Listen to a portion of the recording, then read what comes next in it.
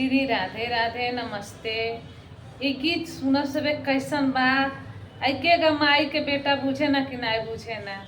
आजकल के बेटा बेटा हो गल बा ना, माई कुछ ना बारी।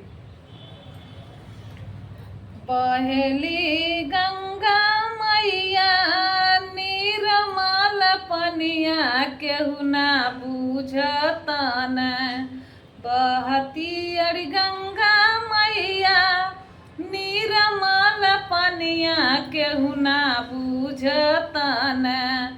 नाही बुझ बेटा अपन माई केहू ना बुझतन। नाही बुझ बेटा अपन माई केहू ना बुझतन।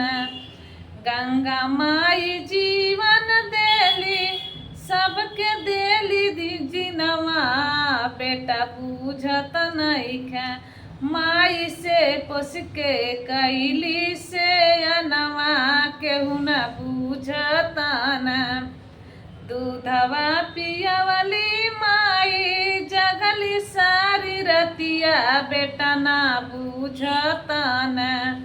दूधवा पियवली माई जगली सारी रतिया केहू ना बुझतन।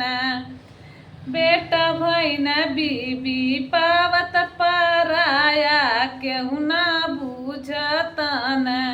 बेटा भैन मेहरी पाके पराया केहू ना बुझतन।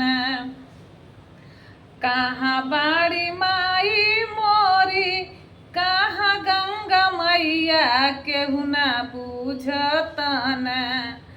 कमाई है 1000 रुपया किनी है सोना चनिया माई ना पाई है बबुआ।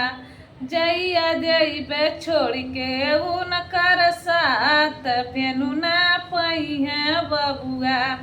जइया जइबे छोड़ के उनकर साथ फेनू ना पाई है बबुआ। मेहरी के बतिया सुनी है दिया हमके त्याग बबुआ फेनू ना पाई है। दिलवा से माई के निकल आशीर्वाद फेनू ना बबुआ पाई है। माई के हउए है आशीर्वाद बबुआ जुग जुग जिया। लागी जा हमारियो उमर उनके बबुआ जुग जुग जिया।